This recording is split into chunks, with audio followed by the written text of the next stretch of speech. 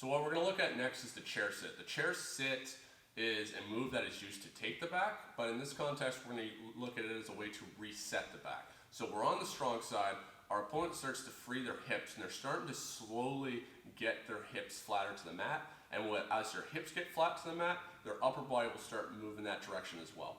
And so you can either wait until the very end and lose the position entirely, wait so long that you end up getting reversed and ending up bottom closed guard, or we just decide to make a move quickly to make an adjustment to reset the position entirely. And so that's what we're going to be looking at here.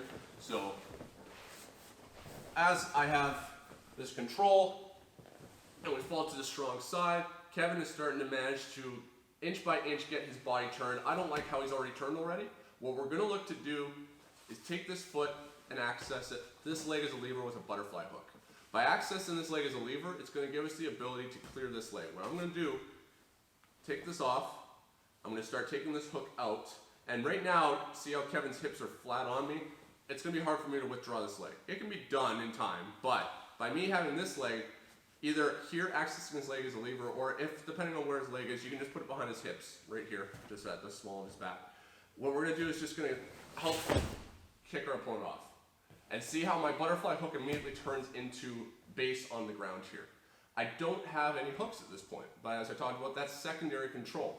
My primary control is the seat belt. So as long as I got strong chest to back connection, Kevin tries to turn into me right now.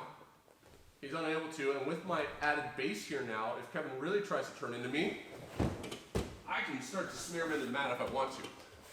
From here, what I'm going to look to do is raise my hips and bring my right knee up by my elbow so that I can bring this leg over and bring him to this side. A movement that most of you have probably already seen before. Here, we're on the strong side. I'm on my elbow. This makes everything so much easier. Chair sitting is going to be really difficult if I don't have my elbow in base. Kevin starts to turn a little bit. I don't like it. Bring my hook in. I look to help my leg by making him light as I withdraw it. And my toes are immediately in base. Not like this, live toes. From here, I'm able to start lifting my hips as I'm driving into him. Adjust your chest and shoulder pressure as necessary to make sure that you're driving pressure into this shoulder as well, because that's going to be like a lever from shoulder to shoulder here. If Kevin wants to turn his back to the mat, this shoulder has to move into me. If I can keep driving this shoulder over and he tries to turn into me, very difficult to. Here, increasing this pressure as I lift my hips. My elbow is still in base, and watch how my right knee comes right up beside it. And I actually post my elbow on top of my leg here. My toes are dead toes in this point because I'm lowering my center of gravity, and I don't want Kevin to roll over top of my toes. Like this, Kevin rolls on it, fine, comfortable. If I have my toes something like this and he rolls on it, it could end up pinching them in the wrong way or putting pressure into my knee or ankle. As I'm here, nice tight chest to back connection, I now look to bring this leg over top. So I'm not using flexibility. If I was sitting upright like this, it's really difficult to. But here, I drop, my elbow can even come off of my knee if it needs to post on the mat. The further my head and body goes this way, the less flexibility I need. So here, I just move to the side, and I put this hook in all the way across his body, foot to the mat.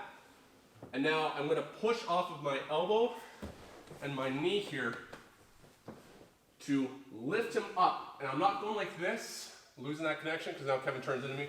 Shit, lost it. Here, I keep him super tight to me, and I pull him up and over, and I adjust my hip angle. Now I'm on the weak side. We either stay on the weak side, or as I talked about, we can adjust, pull him to the strong side, and immediately start looking for our submissions. So, we're here, posted, I kick him off, might have to kick him a few times. Here, I'm adjusting, lifting my hips up, squaring up to him. I can even, I'm basically like a side control facing towards him where I'm on one of my knees and my feet driving into him here, but if he tries to drive in, he can't. So play with this, very strong control. Here, I bring my knee up, my elbow on top, so I'm just sitting on my right hip. I kick my left leg over top, foot post it here on the ground like this. I don't want this because Kevin's gonna be able to start walking his hips away from me again. Just out like that direction, yeah. So what I'm looking to do is completely block off that path by having my foot posted on the ground. So if he tries to access it as a lever, he can't. If he tries to walk his hips out, it's difficult. Now from here, I lift up and I bring him with me, curling my arms, and I drive off the side of my leg and my elbow to lift him up like this. He doesn't have base here to fight against that, so it's not a very hard motion to actually accomplish. Here, lifting him up, and I just rock from one side of the hip to the other. I'm not trying to make some big movement here. I'm gonna use some of that momentum just to rock from the right side of my butt cheek to the left side. Now here, my foot's already across. This is a great angle that's been created that when we start looking at advanced back attacks, it's gonna allow us the ability to start looking at a whole bunch of different movements because of that angle we've created. But we don't want that. And so what we're just gonna look to do is take our knee here to scrape up our opponent's back to kind of bring their chest and shoulders up by our chest so that our ears become close to each other.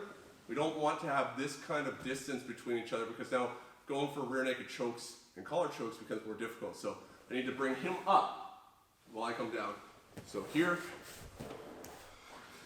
you'll end up in an angle sometimes like this that's very advantageous, but not here. So see the distance of my chest to his shoulders and our heads to one another. Here, I scrape him up as I pull myself down to get myself here. Now we would be able to start looking at rear naked chokes again. From here, I switch my legs to pull them back to the strong side, post up onto my elbow, and I've reset everything. So there's some further distances we have to travel if you only know how to work one side. And so to get back to the strong side every time will take a little bit of extra distance, but it's the smart call to make and you won't risk losing the position.